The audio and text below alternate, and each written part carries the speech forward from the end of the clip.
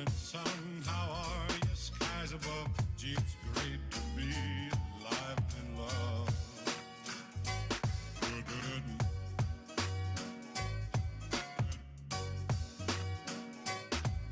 Good morning, sun.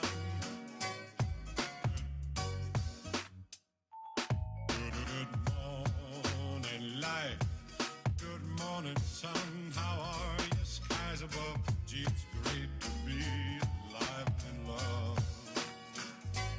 Good morning, sun.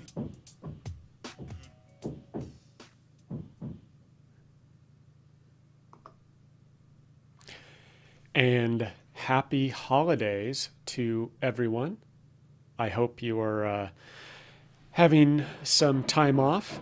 And let me just apologize in advance. I am having some remodeling done at this moment, and the remodeling is right above my office. So you will hear some banging and wow. Yeah. So we'll see if I can get through this. So I do apologize. I've tried to mic up and minimize the noise and yeah. So anyway, I hope you're doing well. And I thought I would wrap up the year with some Business Central news and updates. And I'm a little distracted from the noise, but let's give this a try. Okay. So what do we got going on here? First off, if you have been living in a cave and been completely off the grid and out of touch, then you may not have heard about the DynamicsCon conference 2021 coming up in March. And you can submit a session, and 25% of the session slots are being reserved for new speakers. So DynamicsCon is trying to encourage new speakers. People who have never presented at a conference before.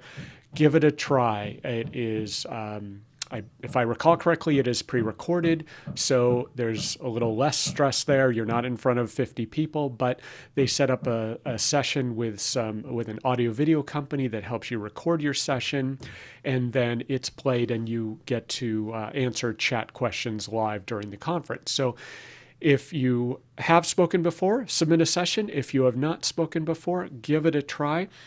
You can submit a session on Business Central, F&O, CE, Power Platform, and now Dynamics GP.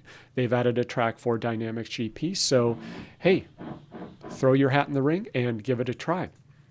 And go to dynamicscon.com to submit that session.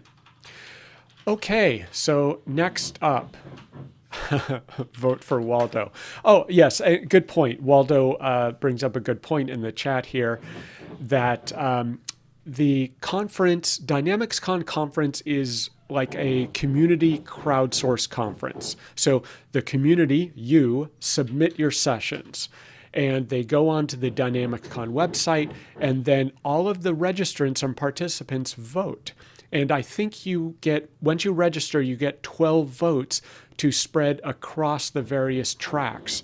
And you get to vote for the sessions you want. And the sessions with the highest number of votes get selected. And those people go on to record their sessions and present at the conference. So come up with an interesting topic, come up with something that you think would be fun.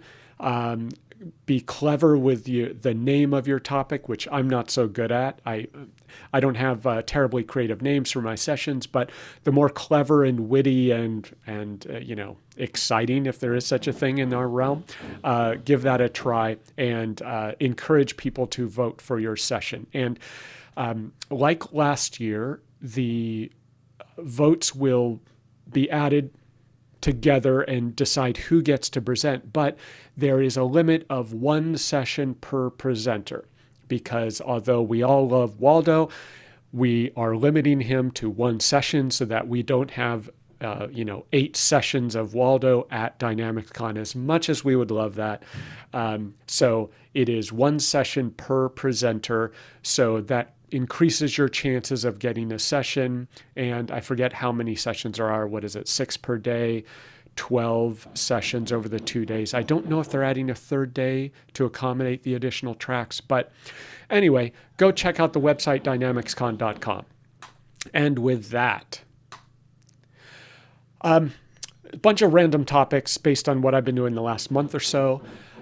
I did a session for a small partner conference, and it was about Business Central Office integrations and add-ins. And one of the things I was playing with as part of preparation for that presentation is the Outlook BC add-in. And I think it's pretty cool. It is not perfect from what I've seen. My Outlook will occasionally flip out a little bit and the add-in will stop working. It'll just keep reloading a blank page. But other than that, and a few other behavioral and navigational quirks, I think it's really cool. I work in Outlook a lot. I'd love to be able to work in Business Central. So I think for customers that use Outlook, use Business Central SaaS, there is a great case for the BC add-in. The contact insights is really handy. If it detects the customer vendor based on the email address, it'll pull up contact information for that vendor or customer. And you can create documents. You can pull up documents right in Outlook. It's just a really handy time saver. Is it super critical? Not necessarily, but for people that are constantly receiving emails from customers or vendors, sending out transactions, processing transactions, looking things up, really cool feature. So I would definitely recommend checking it out and giving it a try. If you're a partner who works with Business Central SaaS, definitely include it in your demos. If you're not including it in demos and talking with your prospects or customers, you're really missing out on a fantastic selling point of Business Central and Office integration. And if you're a BC user, really, really neat functionality. So give it a try. Okay, next up, we have another Office integration, Teams BC app. And this one, so I'm not a huge Teams user. I know there's an entire Teams religion where people just love Teams, think it's the greatest thing in the world. I'm, individual at the moment. I am working with other people, but we don't have a Teams tenant that we use to communicate. We're not really Teams fans. So, but for people who do use Teams a lot, this might be interesting. And as far as I can tell, the BC app for Teams currently, with this initial release, I think it's in preview, it allows you to paste in a Business Central link, and it will preview what that link is about and give you just a little placeholder, basic information about the transaction, the vendor, the customer, whatever. And I found while testing this, the trick is to paste in your Business Central link in your Teams message, wait a few seconds, and what the add-in is doing is it's connecting to Business Central, retrieving the information so it can build the preview. So if you notice that the preview is not appearing in your Teams messages, it's because you pasted in the link and hit send in Teams, and it didn't finish the building the preview. So it needs a few seconds to make that happen. So if you notice that behavior, then wait a few seconds and be patient. It'll build the preview, and then you'll be able to submit the message in Teams. So that's what I learned during my testing. Okay. From Twitter, lots of stuff from Twitter. That's where I get most of my learning of what's going on with BC. So Mary Thompson, new MVP for Business Central, welcome. She posts an interesting question. She was testing the Business Central API calls, and she was submitting general journals, and she was getting a 500 error when submitting decimals. But when testing a bunch of different scenarios, she realized if she removes the decimal from amounts, it works. When she puts the decimal back in, she just gets a bunch of hangs and errors. It's very slow. And AJ, of course, Mr. API, comes to the rescue here, and he did a bunch of testing, was able to confirm it, and he found, I think he had to go to the on-prem version to dig into exactly what the underlying error was. The SaaS version isn't exposing an error. He found through telemetry a page error, call stack API v2 journal lines, and it was very puzzling what was going on.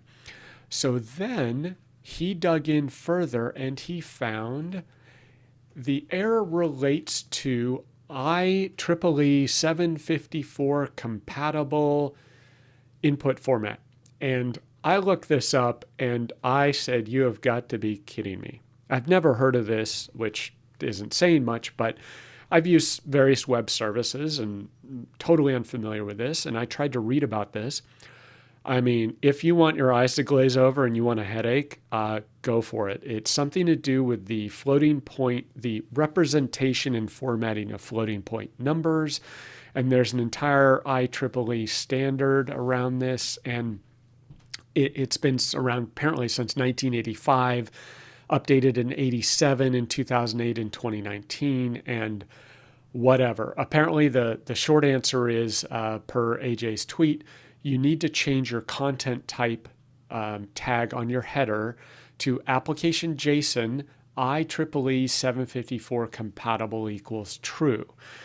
Why this is the case, I don't know. I don't know if this is a change in V2 from V1, not sure, but completely new to me, and good luck trying to figure that out if you're running in the issue like Mary. So anyway, something to think about. Another interesting API question from Mary is, I'm importing a customer, but I can't specify the posting group. It's not a field that's available on the API. I checked the source code. It's nowhere to be found. It's just not part of the API payload that you can submit.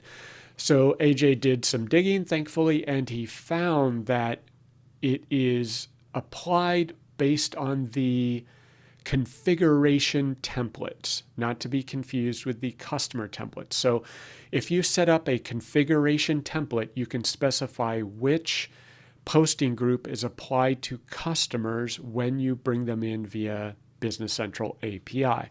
Now, I haven't dug into this to test it and fully understand it, but I believe Mary did confirm this works, and my friend Tanya has shown me where this is in the configuration template. So make sure to have configuration templates set up and configured so that it will apply to your API calls when you're bringing in customers. And I'm assuming this applies to vendors as well. So, okay. Now, next up, drag and drop file. So if you're not following the Business Central account on Twitter, give it a try. Every day so far in December, the account has been posting a tweet for some Business Central tips and tricks. And one of those, which I think many people didn't know, is that you can drag and drop files, kind of. So when you're prompted to upload a file in Business Central, it'll say like choose file, and there's a button there. And apparently, no one would have known this, you can drag the file onto the choose button. So that was tweeted on December 6th. Turns out I did some searching on this, and I see that Teddy Herianto in New Zealand knew about this and posted it to the Business Central forums or a blog as of December 3rd. So he figured this out somehow, and he has a little video where you can show, or where he shows dragging a file onto the choose button. So I don't know how much time that saves, but if you have Windows File Explorer open, the file is handy, you can drag it onto the choose button. Not really like full drag and drop onto the BC field, but an improvement, I guess. And some coffee. Okay. Next up, file attachments. If you aren't following Saurav Diani, and if you are not attending BCOpen Discussion, you should do so, which I'll get to next. But Saurav has an entire series where he goes through the design of custom file attachments, from supporting file attachments all the way through to building custom APIs and bringing files into Business Central via your custom API that you developed. He's got all of that, including the source code, blog posts, you name it, an entire series. So if you are interested in file attachments, check out this series and attend BCOpen Discussion. So very cool, really, really generous of Saurav. He wrote all the code.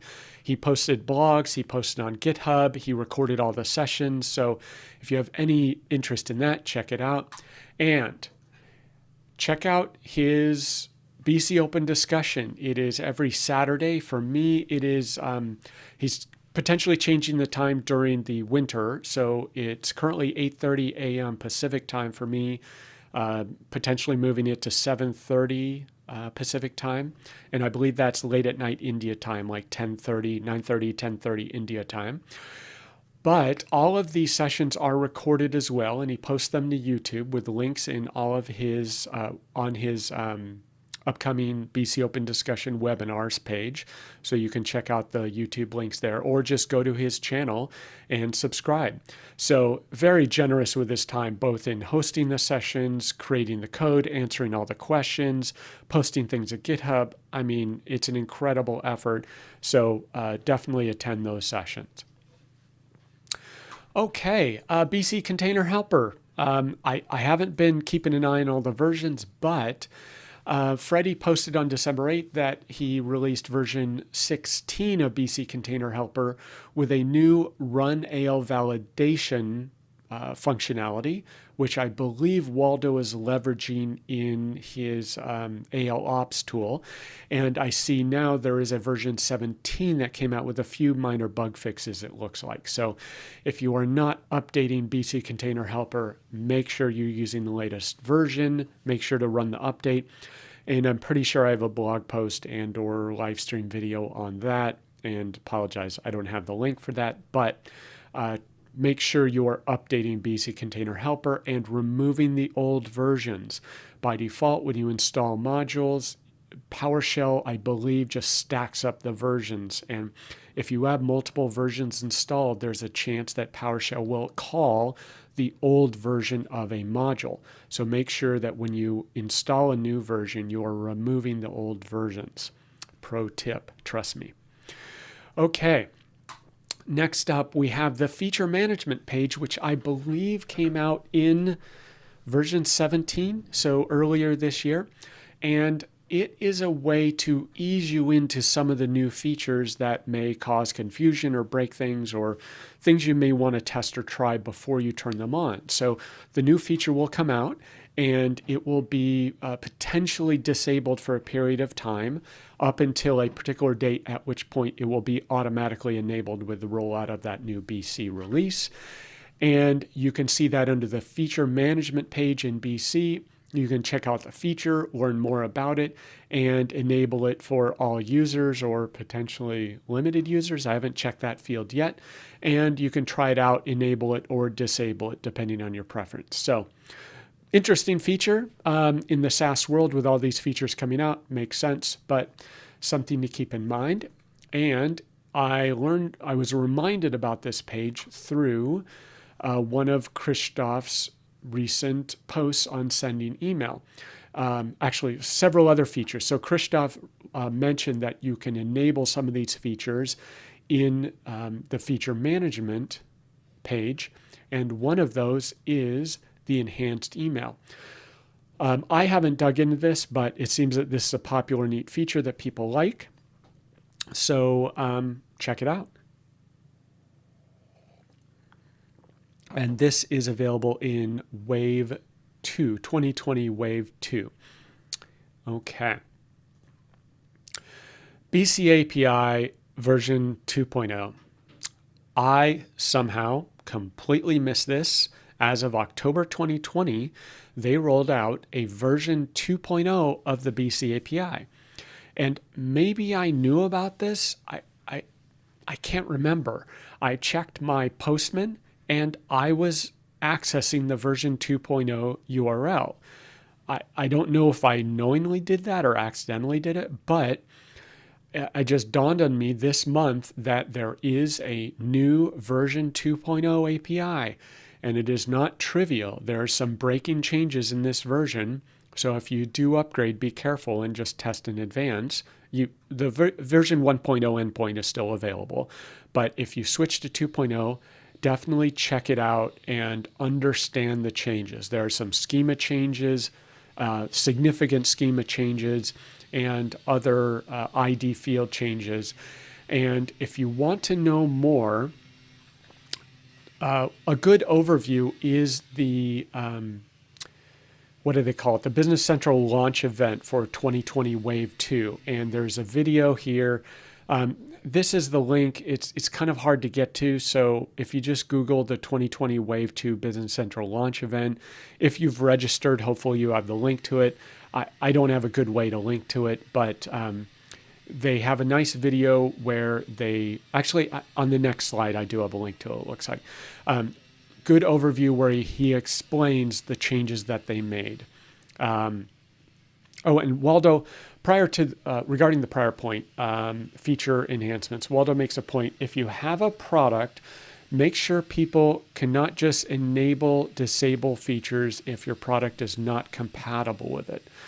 Okay, so apparently if you're reliant upon these features, I guess, or if your product is not compatible with some of these features, just be careful with this, because some of these features could potentially break your third-party product or ISV solution, or PTE, I guess.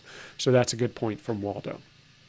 Okay, so back to version 2.0 API. So I haven't dug in a lot, but I've done a test of some of the schema changes, and one of the big ones is removing complex types. So when you call, say, a customer, you used to be able to get the customer with address info as kind of a child node or a child array. That has changed. You no longer get that in the main payload. You can choose to expand that and include that in the payload, but it will not be included by default. And they did that to improve performance. And I guess they got up to a 40% performance improvement by making that change. And let me take off my sweater here. Okay. It is winter in California, so it's kind of warm here. Okay, next up, and this is the Business Central launch event. 2020 Wave 2 launch event. Now, I was aware of this. I tried to check it out, but I didn't get around to watching the videos. And as such, I did not learn about the API changes. So if you have time, check out the videos, at least the ones that would interest you. And regarding the API changes, AJ has a blog post on that. So there's the link there. Just check out his blog, kaufman.nl. And there is the link to the BC API session up top. It is kind of a login required from the registration, so I don't know if you can register after the fact to access it. But yeah, I totally missed it. This one, I'm not 100% sure about. I read it, and this came out on the Twitter feed for BC saying how to improve performance for your OData and API endpoints. And it basically points back to the performance documentation in MS Docs, BC Docs. And it talks about exposing UI pages versus API pages. API pages are supposed to be optimized, better performance. But then they talk about use OData version 4 for better performance, and then a couple other OData elements. So a little past over my skill set at the moment, but if you are working on OData or API endpoints, check this out. There are some kind of key performance improvements. And I don't know if you need to do anything to be version 2.0 compliant with the version 2.0 API if you're doing a custom API. So I'll need to look into that to see. I think there's probably a version indicator potentially, but if you're doing a custom API, look into how to be compliant with the version 2.0 Business Central API. That's what I would be looking into. Okay. This was an odd one. Now, I don't use Edge much, and I don't use Edge for working with Business Central in my testing because I often work on a Windows server, like my Docker server is Windows Server and doesn't have Edge installed. But I saw this and thought it was interesting. If you work in the Edge browser, you can click on the install button to add the web client to the Windows Start menu or taskbar, and then you use Alt-Shift-W to pop out details page or list. So I haven't tried it yet, but if you do use Edge, that sounds interesting. It gives you a pop-out window, so kind of handy. Okay. So Yoon Chu, hope I'm pronouncing that right, he has been cranking out Business Central blog posts. And these aren't just one paragraph and a screenshot or a link to Microsoft blog posts. These are some really cool multi-page screenshot video demo. I mean, really digging into features. So if you are not following him on Twitter and you have not seen his blog, check it out. Some awesome articles. I'm bookmarking them to try to get back to them later, but I'm taking a glance at them and trying to keep them in the back of my mind for when I need them. He's got tons of great blog content coming out, and I know there's discussion of videos versus blog posts. Well, he's definitely in the blog post content category, and so if you like reading those posts, he's got some great ones, and he even includes the demo videos to boot. So hats off. Santa hats off to Yoon for producing some great content, and follow him on Twitter for sure and check out his blog. Okie dokie. Posting groups. Gavin with the Dynamics Explorer blog has a nice post that kind of bridges the gap for GP people to BC trying to understand posting groups. And when I took training, we covered posting groups. And it seemed really complex. I got it, but it's like, oh my gosh, this seems super tedious to set up. But there's significant value once you get them set up. And if you do understand them, how they work and how they save you time. So I need to read his blog. I need to have Tanya school me on using posting groups in BC. I haven't gotten into the functional aspects as much as I should have. I'm buried in all the development stuff in the moment. But if you're on the functional side of BC, check out posting groups. I need to learn more about them, and I'll be hopefully starting with Gavin's blog post. Okay, next up, a note from Valdemar.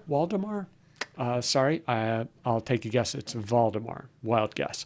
And he's just sent me a note about the MB800 Business Central certification exam, the functional certification exam, and it looks like it's out of beta.